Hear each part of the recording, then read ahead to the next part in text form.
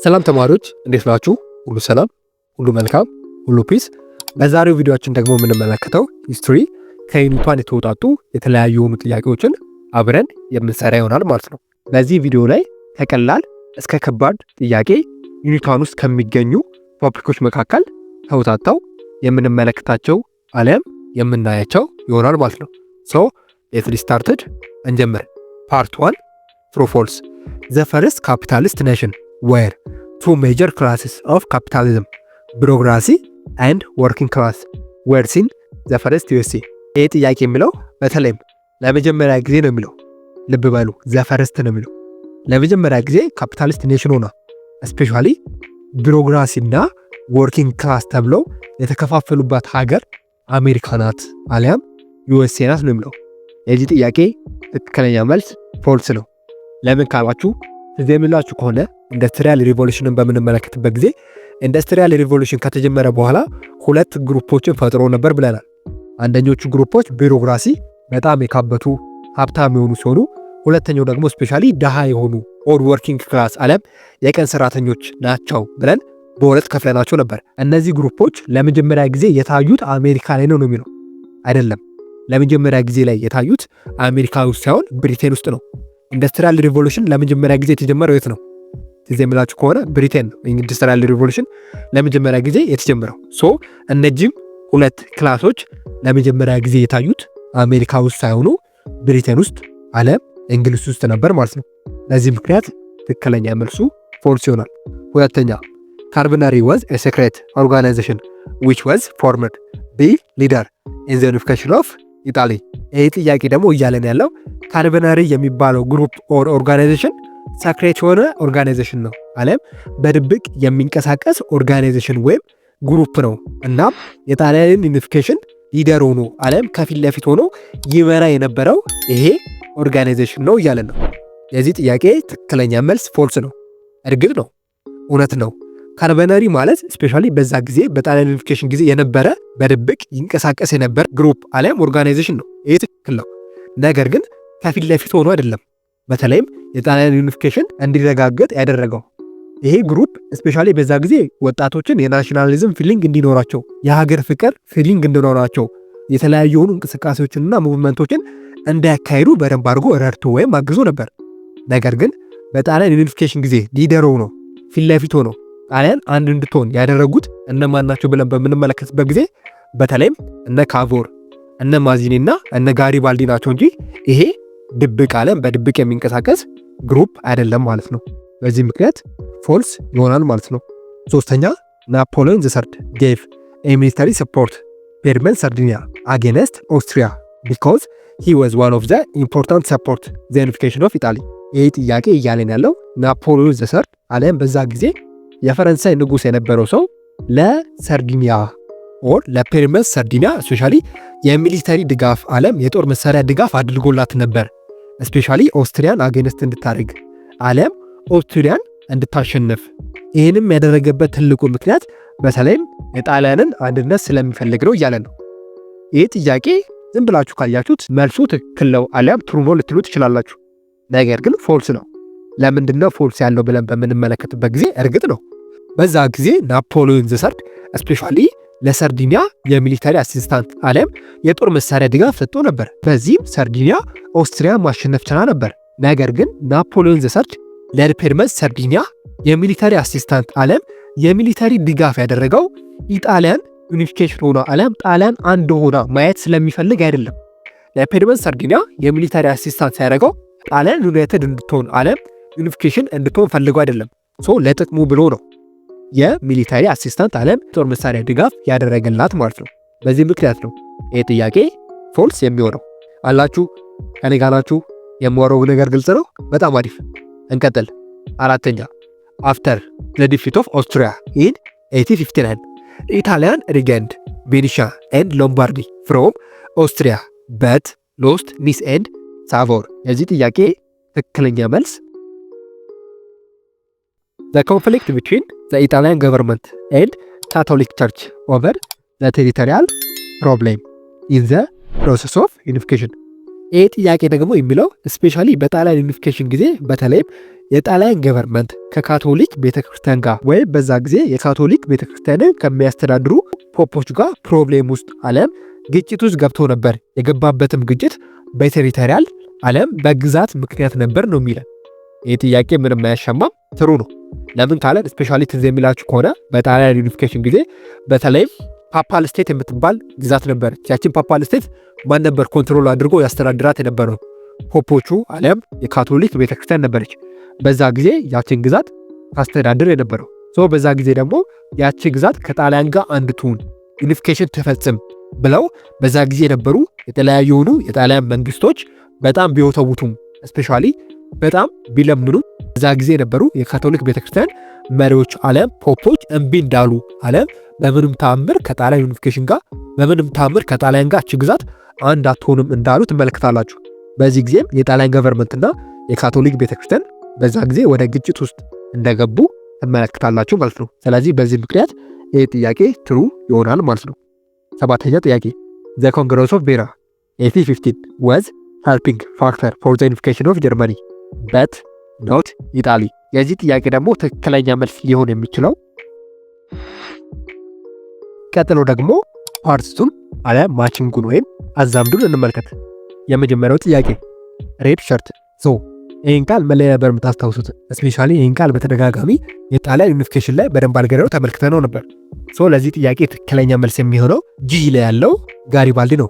ስፔሻሊ ሬድ ሸርት አለም 1000 የሚባለው ሙቭመንት የሚመራው ኦር የዚህ ሙቭመንት አጋፋሪ የነበረው ሰው ጋሪባልዲ ነበር።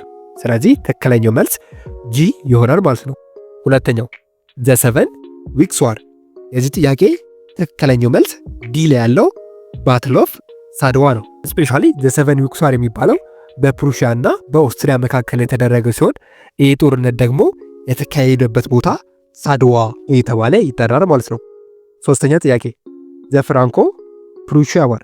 የዚህ ጥያቄ ደግሞ ትክክለኛ መልስ ዘ ባትል ኦፍ ሰደን ነው። በተለይም በፈረንሳይና በፕሩሺያ መካከል የተደረገው ጦርነት የተካሄደበት ቦታ አለም ባትል ኦፍ ሰደን እየተባለ ይጠራል ማለት ነው። አራተኛ ጥያቄ ዘ ኦስትሮ ፈርዲናንድ ዋር። የዚህ ጥያቄ ደግሞ ትክክለኛ መልስ ኤ ነው ዘ ባትል ኦፍ ማግኒታ። በተለይም በኦስትሪያና በፔርመንስ ሰርዲኒያ መካከል የተደረገው ጦርነት የተደረገበት ቦታ ዘ ባትል ኦፍ ማግኔታ እየተባለ ይጠራል ማለት ነው። ቀጥሎ ደግሞ የምንመለከተው ቹዝ አለም የምርጫ ጥያቄ ይሆናል ማለት ነው።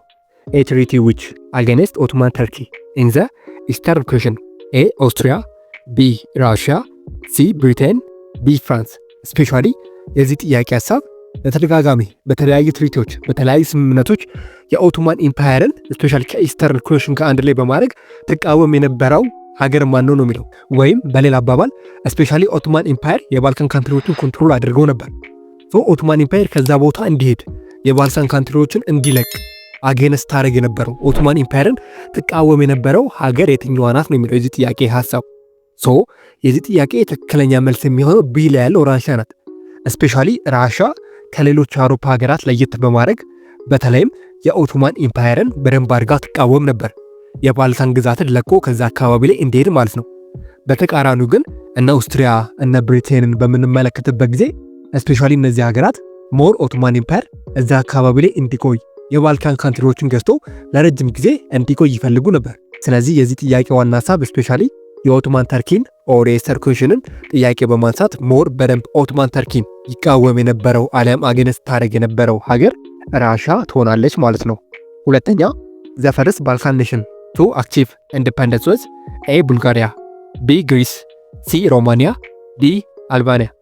በተለይ በዚህ ጥያቄ ሀሳብ ለመጀመሪያ ጊዜ የባልካን ሀገር ሆና ከኦቶማን ኢምፓየር ነፃ የሆነች ዓለም ከኦቶማን ኢምፓየር አገዛዝ ኢንዲፔንደንስ የሆነች ዓለም ራሷን ያወጣ ሀገር የቷ ናት ነው የሚለው ከባልካን ኔሽኖች ውስጥ። የዚህ ጥያቄ ትክክለኛ መልስ የሚሆነው ቢ ግሪስ ነው። ስፔሻሊ ግሪስ ነበረች በ1830 አካባቢ ለመጀመሪያ ጊዜ የባልካን ሀገር ሆና ከኦቶማን ኢምፓየር አገዛዝ ራሷን ነፃ ያወጣችው ማለት ነው። በተቃራኒው ግን እነ ቡልጋሪያ፣ ሮማኒያ እና አልባኒያን በምንመለከትበት ጊዜ ስፔሻሊ ከግሪስ በኋላ ነበሩ ነፃ ያወጡት። ስለዚህ ለመጀመሪያ ጊዜ የባልካን ኔሽን ሆና ራሷን ኢንዲፔንደንስ ያደረገች ወይም ራሷን ከኦቶማን ኢምፓየር አገዛዝ ነፃ ያደረገች ሀገር ግሪስ ትሆናለች ማለት ነው። ሶስተኛ ዘ ሞቲቭ ኦፍ ፕሮዳክሽን አንደር ካፒታሊዝም ኢዝ ኤ ማክሲማይዚንግ ፕሮፊት፣ ቢ ቱ ስትሬንግዝ ካፒታሊዝም አገንስት ኮሚኒዝም፣ ሲ ቱ ፔይ ዘ ኦነር ኦፍ ዘ ሚንስ ፕሮዳክሽን፣ ዲ ቱ ኢምፕሩቭ ዘ ላይፍ ሶሳይቲ ስፔሻሊ አንኢምፕሎይመንት። የዚህ ጥያቄ የሚለው ከተሰጡት አማራጮች መካከል ስፔሻሊ ካፒታሊዝምን የሚገልጸው ስርዓት የቱ ነው የሚለው። የዚህ ጥያቄ ትክክለኛ መልስ ብዙም አያሻማም፣ ኤ ማክሲማይዚንግ ፕሮፊት ነው። ስፔሻሊ ካፒታሊዝም በስርዓትና በህግ ስሩ የምታገኙትን ፕሮፊት በደንብ አግኙ አለም አትርፉ የሚል ሲስተም እንደሆነ ከዚህ በፊት ስፔሻሊ ስለ ኢንዱስትሪያል ሪቮሉሽን በምንመለከትበት ጊዜ ተመልክተን ነበር። ስለዚህ ካፒታሊዝምን የሚገልጸው ከተሰጡት አማራጮች መካከል ማክሲማይዚንግ ፕሮፊት ትክክለኛ ካፒታሊዝም የሚገልጽ ካራክተር አለም ባህሪ ነው ማለት ነው። ሌሎቹ ቢ ሲና ዲ ያሉት ጭራሽ ካፒታሊዝም ስርዓት ጋር የማይገናኙ አለም የካፒታሊዝም ካራክተር ወይም መገለጫ ያልሆኑ ምርጫዎች ናቸው ማለት ነው። በዚህ መሰረት ትክክለኛው የካፒታሊዝም ባህሪ አንዱ የሆነው ማክሲማይዚንግ ፕሮፊት ነበር። ስለዚህ ትክክለኛ መልሱ ኤ ይሆናል ማለት ነው። አራተኛ which one the following is forced the European colonial in Africa? A the need expand their territory in Africa, B the need explore interior region of Africa, C the need to get raw material from Africa, D the need to civilize the background። የዚህ ጥያቄ ደግሞ ሀሳብ ስፔሻሊ በአጭሩ አውሮፓውያን ለምንድን ነው አፍሪካን ኮሎናይዝ ያደረጓት? ዓለም አፍሪካ ላይ ኢንተረስት ያደረጉበት ምክንያት ምንድን ነው? ለምንድን ነው አውሮፓውያን አፍሪካ ላይ አይናቸውን የጣሉት? ወይም አውሮፓውያኖች መጥተው ለምን አፍሪካን ኮንትሮል አደረጉ ነው የሚለው። ዋነኛ ምክንያታቸው ምንድን ነው? ለምን አፍሪካን ኮንትሮል ለማድረግ የአውሮፓውያን ዋነኛ ምክንያት ነው የሚለው። ዋነኛ ምክንያታቸው ምንድን ነው የሚለው። ሶ የዚህ ጥያቄ ትክክለኛ መልስ ሊሆን የሚችለው ሲል ያለው the need to get raw material from አፍሪካ። ስፔሻሊ አውሮፓውያን በተለያዩ ምክንያቶች ወደ አፍሪካ መጥተዋል። ሲቪላይዜሽንን አሊያም አፍሪካን ለማሰልጠን ነው። አፍሪካን ከጨለማ ወደ ብርሃን ለማውጣት ነው። እንዲሁም ሌሎች ነገሮችን ብለው ወደ አፍሪካ ሚሽነሪዎችን እንደላኩ ራሳቸውም እንደመጡ አፍሪካን ኮንትሮል እንዳደረጉ ተመልክተናል። ነገር ግን የአውሮፓውያን ትልቁ ኢንተረስት ወደ አፍሪካ እንዲመጡ ያደረጋቸው ሜጀር ወይም ኮሩ ዋናው ነገር ስፔሻሊ አፍሪካ ውስጥ የሚገኙ ሮ ማቴሪያሎችን አሊያም ጥሬ ዕቃዎችን ፈልገው ነው ወደ አፍሪካ የመጡት። ስለዚህ ትክክለኛው መልስ ሲ ይሆናል ማለት ነው። እርግጥ ነው አውሮፓውያን ወደ አፍሪካ የመጣ ነው የሚሉት ሲቪላይዜሽንን አሊያም አፍሪካውያንን ስልጣኔ ለማስተማር ሃይማኖት እንዲኖራቸው ለማድረግ ከጨለማ ወደ ብርሃን ለመውጣት ነው እያሉ ነው ወደ አፍሪካ የመጣው። እነዚህም ሀሳቦች ትክክል ናቸው። ነገር ግን አውሮፓውያን ወደ አፍሪካ የመጡበት ዋነኛ ምክንያት ምን የሚበሉ ምንም የተለያዩ ማስተባበያ ሚስቱ አይስጡ ወደ አፍሪካ የመጡበት ዋነኛ ምክንያት ሮ ማቴሪያል አሊያም ጥሬ ዕቃ ፈልገው ነው። በዚህ ምክንያት የዚህ ጥያቄ ትክክለኛ መልስ ሲ ይሆናል ማለት ነው። ስድስተኛ which one the following is not true about the industrial revolution? A machine replaced by hand, B production at home replaced by factory, C steam and coal replaced by oil and electricity source energy, D urbanization was financed። ይህ ጥያቄ ደግሞ የሚለው ከተሰጡት አማራጮች መካከል ስለ ኢንዱስትሪያል ሪቮሉሽን ትክክል ያልሆነው አማራጭ ወይም መልስ የቱ ነው የሚለው። የዚህ ጥያቄ ትክክለኛ መልስ ሊሆን የሚችለው ሲ ላይ የተሰጠው ስቲም ኤንድ ኮል ሪፕሌስድ ባይ ኦይል ኤንድ ኤሌክትሪክሲቲ ሶርስ ኦፍ ኢነርጂ የሚለው ነው። ስቲምና ኮል እኮ ኢነርጂ ነበሩ። እነሱም እኮ ቀጥሎ በኦይልና ስፔሻሊ በኤሌክትሪክሲቲ ተተክተዋል። ከዛ በኋላ ኤሌክትሪክሲቲና ኦይል መጥቶ ነበር ልትሉ ትችላላችሁ። እውነት ነው፣ ትክክል ነው። መጀመሪያ ስቲምና ኮል ነበር። ነገር ግን አስተውሱ ስፔሻሊ ስቲምና ኮልን የተካቸው ዓለም በእነዚህ ኢነርጂ ሶርስ ፋንታ እነዚህን ሪፕለስ ያደረጋቸው መጀመሪያ ከኦይልና ከኤሌክትሪክሲቲ በፊት ስፔሻሊ ዋተርና ዊንድ ኢነርጂ ነው ስቲምና ኮልን የተካቸው ማለት ነው። በዚህ ምክንያት ነው የዚህ ጥያቄ ትክክለኛ መልስ ሲ የሚሆነው ማለት ነው። ሶ ስቲምና ኮል ነበሩ። ነገር ግን ስቲምና ኮልን ሪፕለስ ያደረጋቸው መጀመሪያ ኦይልና ኤሌክትሪክሲቲ ሲሆኑ ስፔሻሊ ዊንድና ዋተር ነበሩ። ስቲምና ኮልን ሪፕለስ ያደረጋቸው ከዛ በኋላ ነው ዊንድና ዋተርን ኤሌክትሪክሲቲና ኦይል ሪፕለስ ያደረጓቸው ማለት ነው። በዚህ ምክንያት ነው የዚህ ጥያቄ ትክክለኛ መልስ ሲሆነው ኤን በምትመለከቱበት ቢን በምትመለከቱበት እንዲሁም ዲን በምትመለከቱበት ጊዜ ትክክለኛ ናቸው። ለምን ካለን ማሽን ሪፕለስድ ባይ ሃንድ ስፔሻሊ በእጅ የሚሰሩ ስራዎች ኢንዱስትሪያል ሪቮሉሽን ከተጀመረ በኋላ በማሽን መሰራት ተጀምሯል። ይሄ ትክክል ነው። ለምሳሌ ቢን በምትመለከቱበት ጊዜ ስፔሻሊ ቤት ውስጥ ይሰሩ የነበሩ የተለያዩ የሆኑ ፕሮዳክሽኖች ከጊዜ በኋላ ኢንዱስትሪያል ሪቮሉሽን ከመጡ በኋላ ስፔሻሊ በኢንዱስትሪ ውስጥ አሊያም በፋክተሪ ውስጥ መሰራት ተጀምረው ነበር። ዲን በምትመለከቱበት ጊዜ ስፔሻሊ አርባናይዜሽን ወይም ከተሞች ፋይናንስ ሆኖ ነበር አድርጎ ነበር። ስለዚህ እነዚህ መልሶች ትክክል ናቸው። ትክክል የማይሆነው መልስ ሲ ላይ የተሰጠው ጥያቄ ሆኗል ማለት ነው። በእነዚህም ምክንያት ነው ትክክለኛ መልሱ ሲ የሚሆነው። ሰባተኛ all of the following describe the nature of command economy except A. Price is determined by demand and supply. B. Production is determined by central planning system. C. Production is determined by government. D.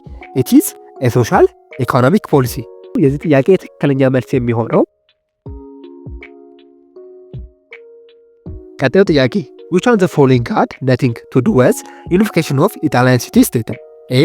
Mazzini. B. Garibaldi. C. Cavour. D. Bismarck. እስፔሻሊ በጣሊያን ዩኒፊኬሽን ጊዜ ከተሰጡት አማራጮች መካከል ከጣሊያን ዩኒፊኬሽን ጋር ምንም አይነት ግንኙነት የሌለው ሰው ከተሰጡት አማራጮች መካከል የቱ ነው የሚለው። የዚህ ጥያቄ ትክክለኛ መልስ አያሻማም ዲ ቢስማርክ ነው። እስፔሻሊ ቢስማርክ ጀርመናዊ ነው እንጂ ጣሊያናዊ አይደለም። ለምሳሌ እነ ማዝኒ፣ እነ ጋሪባልዲ፣ እነ ካቮርን በምትመለከቱበት ጊዜ በተለይም ለጣሊያን ዩኒፊኬሽን ትልቅ የሆነ አስተዋጽኦ ያደረጉ ሰዎች ናቸው። ቢስማርክን በምንመለከትበት ጊዜ ግን ጣሊያናዊ አይደለም። ይሄ ሰው ጀርመናዊ ነው። እስፔሻሊ ይሄ ሰው የሚታወቀው በጀርመን ዩኒፊኬሽን ጊዜ ነው እንጂ በጣሊያን ዩኒፊኬሽን ጊዜ አይደለም። ስለዚህ የዚህ ጥያቄ ትክክለኛ መልስ ዲ ቢስማርክ ይሆናል ማለት ነው። the unification of Italy finally completed when A. Austria defeated the Seven Weeks War. B. The Franco-Prussian War broke out. C. Austria was defeated at the Battle of Magneta and Solferino in 1859. D. The Kingdom of Italy was formed 1861. ይህ ጥያቄ እያለን ያለው ስፔሻሊ የጣሊያን ዩኒፊኬሽን ሙሉ ለሙሉ ኮምፕሌትድ ሆኖ የተጠናቀቀው መቼ ነው ኦር የትኛው ክስተት ሲከሰት ነው የጣሊያን ዩኒፊኬሽን ሙሉ ለሙሉ ያበቃው አለም የተጠናቀቀው ነው የሚለው። የዚህ ጥያቄ ትክክለኛ መልስ ሊሆን የሚችለው ቢል የተሰጠው ዘ ፍራንኮ ፕሩሺያ ዋር ብሮክ አውት ነው።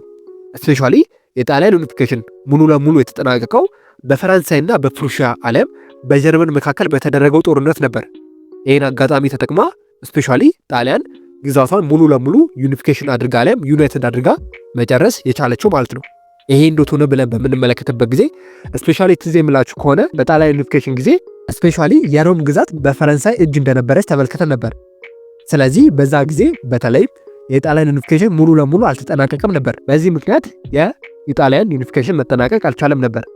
ነገር ግን ፈረንሳይ ከፕሩሺያ ጋር ወይም ከጀርመን ጋር ጦርነት በምታካሄድበት ጊዜ ሮም ውስጥ የሚገኙ ወታደሮቿን ሙሉ ለሙሉ ከሮም እንዲመጡ አዛ ነበር። በዚህ ሰዓት ነበር ስፔሻሊ ጣሊያን ሮም ከፈረንሳይ ወታደሮች ሙሉ ለሙሉ ነፃ ስትሆን ሮምን ኮንትሮል በማድረግ የጣሊያንን ዩኒፊኬሽን ሙሉ ለሙሉ ኮምፕሌትድ ማድረግ አሊያም ማጠናቀቅ የቻሉት ማለት ነው። ቀጣዩ ጥያቄ which one the following is not correct about Italian and German unification? ከተሰጡት አማራጮች መካከል ስለ ጣሊያን ዩኒፊኬሽን ትክክል ያለው ነው አሊያም የተሳሳተው የትኛው ነው የሚለው። ኤ under Bismarck policy blood and iron German would be unified through majority decision. B. The process of the Italian unification look a longer period than that Germany. C. The unification of Germany was smoother than that of Italy. D. The process of the unification of Italy and Germany completed through the use of Cold War for the unification. የዚህ ጥያቄ ትክክለኛ መልስ ሊሆን የሚችለው the central issue of American Civil War. A. The economic difference between the capitalist North and the agrarian South. B. The power of the central government. C. The difference between the Unionist North and separatist South. D. The slave owning system in the South. Especially የአሜሪካን ሲቪል ዋር በምንመለከትበት ጊዜ የአሜሪካ ሲቪል ዋር እንዲነሳ ያደረገው ምክንያት ምንድነው ነው ያለው። እንዲነሳ በቃ የአሜሪካ ሲቪል ዋር አለም የአሜሪካ እርስ በርስ ጦርነት እንዲነሳው ያደረገ ዋነኛው ምክንያት ምንድነው ብለን ነበር። ይሄ ቀላል ጥያቄ ነው። እንደምታስታውሱት በዛ ጊዜ ስሌቭ መቅረት አለበት መቅረት የለበትም ብለው ነበር በኖርዝና በሳውዝ የሚገኙ የአሜሪካ ግዛቶች እርስ በርስ ወደ ጦርነት የገቡት ማለት ነው። በዚህ መሰረት የዚህ ጥያቄ ትክክለኛ መልስ ዲ ላይ ያለው the slave owning system in the south especially በደቡብ ያሉት ባሪያዎች ምክንያት ነበር ወደዚህ ጦርነት የገቡት። ኖርዞቹ አለም ሰሜኖቹ የአሜሪካ ግዛቶች ባሪያ መቅረት አለበት ባሪያ መኖር የለበትም ሲሉ፣ ሳውዞቹ ደግሞ አለም በደቡብ የሚገኙት ደግሞ የለም ባሪያ መኖር አለበት የባሪያ ስርዓት መቀጠል አለበት በሚል ንትርክ ነበር ወደዚህ ጸብ ውስጥ አለም እርስ በርስ ጦርነት ውስጥ የገቡት። በዚህ ምክንያት ትክክለኛው መልስ ዲ ይሆናል ማለት ነው። 13 The leader of the Confederacy the South during the American Civil War. ኤ ቶማስ ጄፈርሰን፣ ቢ አብርሃም ሊንከን፣ ሲ ጄፈርሰን ዴቪስ፣ ዲ ኡሊያስ ግራንት። ይህ ጥያቄ ደግሞ የሚለው የኮንፌዴሬሲ አሊያም የሳውዞቹ የአሜሪካ መሪዎች የነበረው ሰው ማን ነው? የዚህ ጥያቄ ትክክለኛ መልስ ሲ ጄፈርሰን ዴቪስ ነው። እስፔሻሊ በደቡብ በኩል የሚገኙ የአሜሪካ ግዛቶችን ይመራው አሊያም ሊድ እያደረገ ወደ ጦርነት የገባው ሰው ጄፈርሰን ዴቪስ ነበር። በኖርዘርኖቹ አሊያም በሰሜን በኩል ደግሞ ያሉትን የአሜሪካ ግዛቶች ይመራ የነበረው ሰው አብርሃም ሊንከን ነበረ ማለት ነው። ስለዚህ የደቡቡ ጄፈርሰን ዴቪስ ይባላል፣ የኖርዙ ደግሞ አብርሃም ሊንከን ይባላል። 14 ዘ ሳውዘርን ስቴት ኦር 11 ስቴት ኦፍ ዘ ዩኤስኤ ዋንትድ separation and opposed the election Abraham Lincoln in 1861 because A. Lincoln wanted extend plantation system to the north. B. Wanted to keep slavery out plantation in south. C. Opposed the centralization of the central government. D. Wanted to keep a slave owning system in the south. Especially አብርሃም ሊንከን በአሜሪካ ታሪክ ውስጥ ሲመረጥ ለምንድነው ሳውዞቹ ዓለም በደቡብ በኩል የሚገኙ የተለያዩ ግዛቶች አብርሃም ሊንከንን የተቃወሙት? ለምንድነው አብርሃም ሊንከን እንዳይመራቸው የፈለጉት? ለምንድነው አብርሃም ሊንከን ፕሬዝዳንት እንዳይሆን የፈለጉት ብለን በምንመለከትበት ጊዜ ስፔሻሊ አብርሃም ሊንከን የምርጫ ቅስቀሳ ላይም ሆኖ ስፔሻሊ ወደ ስልጣን ሲመጣ ሙሉ ለሙሉ የባሪያ ስርዓትን ማስቀረት እንደሚፈልግ፣ በአሜሪካ ውስጥ የባሪያ ስርዓት መቅረት እንዳለበት በደንብ አድርጎ ደጋግሞ ይናገር ነበር፣ ይከራከር ነበር። በዚህ ምክንያት ነው በተለይም ሳውዞቹ ላይ በደቡብ በኩል የሚገኙ የአሜሪካ ግዛቶች ይህ ስለሚያውቁ አብርሃም ሊንከንን ይቃወሙት የነበሩት። ለምን ካላችሁ ቀደም እንዳለው በደቡብ በኩል የአሜሪካ ግዛቶች የባሪያ ስርዓትን አለ ባሪያ እንዲቀር አይፈልጉም ነበር። ስለዚህ አብርሃም ሊንከን ደግሞ ከመጣ የባሪያ ስርዓትን አስቀራለሁ እያለ ነበር። በዚህ ምክንያት ነው በተለይም አብርሃም ሊንከንን ሲቃወሙት የነበሩት ማለት ነው። ስለዚህ በዚህ መሰረት የዚህ ጥያቄ ትክክለኛ መልስ የሚሆነው ቢ ላይ ያለው wanted to keep slavery out of plantation of the south. 15 what did Mazzini young Italy movement wanted to achieve? A. Incorporation of feudal land lords of Italy. B. The unity of Italy by the Australia and French. C. Colonial expansion in the Mediterranean Sea. D. Formation of the fourth united and democratic Italian Republic. ይህ ጥያቄ የሚለው ስፔሻሊ የማዚኒ ያንግ ኢጣሊያ ሙቭመንት ዋና ዓላማው ምንድነው አለ ምንም ማሳካት ነበር የሚፈልገው ነው የሚለው። የዚህ ጥያቄ እጅግ በጣም ቀላል ነው። ይሄ ሰውዬን በጣሊያን ዩኒፊኬሽን ጊዜ በደንብ አድርገን ተመልክተናል። የዚህ ጥያቄ ትክክለኛ መልስ ዲ ሲሆን ፎርሜሽን ኦፍ ፍሪ ዩናይትድ ኤንድ ዲሞክራቲክ ኢታሊያን ሪፐብሊክ ነው። ሁል ጊዜ ማስታውሱ ጥያቄ ላይ የማዚኒ የያንግ ኢጣሊያ ሙቭመንት አክቲቭ ማድረግ የሚፈልገው አለ ማሳካት የሚፈልገው ነገር ምንድነው ከተባላችሁ ምንም ጥርጣሬ እንዳይገባችሁ ማዚኒ በዛ ጊዜ ይፈልግ የነበረው ጣሊያንን ነፃ ሀገር ማድረግ ስፔሻሊ አንድ ማድረግና የጠነከረች ሀገር እንዲሁም ኢጣሊያን ሪፐብሊክ እንድትሆን ማድረግ ነበር የማዚኒ ትልቁ ግብ። እንዲሁም የያንግ ኢጣሊያ ሙቭመንት እንቅስቃሴ ትልቁ ዓላማና ማሳካት የሚፈልጉት ነገር ይህን ነበር ማለት ነው። የዚህ ጥያቄ ትክክለኛ መልስ ዲ ይሆናል ማለት ነው። 16 which Italian state took leadership the unification of Italy? A. Papal state. B. Kingdom of Two Sicily. C. Central Duchess. D. Permanent Sardinia. የዚህ ጥያቄ ትክክለኛ መልስ የሚሆነው ኢትዮ ኮንሰፕት ሴንተር የእናንተው ምርጥ ቻናል